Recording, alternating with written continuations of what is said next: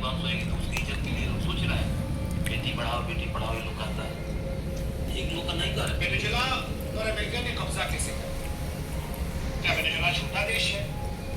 और इतनी आसानी से कैसे कि सेना ने हथियार नहीं चलाया, एक देश में गए, राष्ट्रपति को उठाया, लेके निकल गए, बहुत कड़ी में है, बाकी देश में सब नॉर्मल है, उपराष्ट्रपति है वहां पर, सब कुछ चल रहा। अगर ये सवाल आपके मन में आ रहा है तो ये सवाल जायज है, क्योंकि वेनेजुएला कोई छोटा मोटा देश नहीं था कि आप गए, आपने चुटकी बजाई और निकल पड़े। वेनेजुएला वो देश है जिसके पास रूस के दिए हुए ताकतवर सुखोई क्या चाहिए? उसके पास दुनिया के बेहतरीन S-300 क्या चाहिए बोल? मिसाइल डिफेंस सिस्टम थे, उसके पास और चाहिए? फिर आखिर कैसे ऐसा हुआ कि अमेरिका ने हमला किया और कुछ घंटे के अंदर पूरे देश में कब्जा हो? क्या सेना सो रही थी या हथियार काम नहीं कर रहे थे?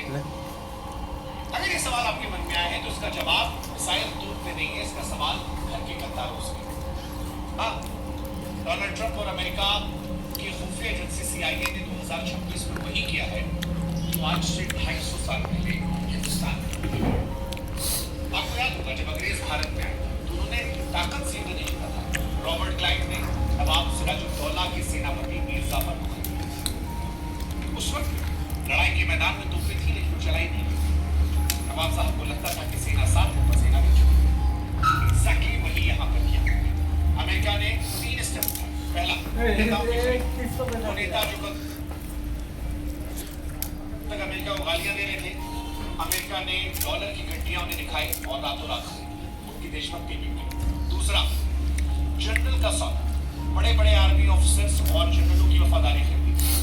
रिपोर्ट्स कहती है कि अमेरिका ने उनसे कहा था कि अगर तुम लड़ोगे तो हार जाओ, कंटेंट तो जीत नहीं पाओ, और उसके बाद हम तुम्हें वॉर क्रिमिनल घोषित कर देंगे। लेकिन अगर तुम लोग चुपचाप हट जाते तो तुम्हें लाखों डॉलर मिलेगी और अमेरिका में निशान घर हो जाओ।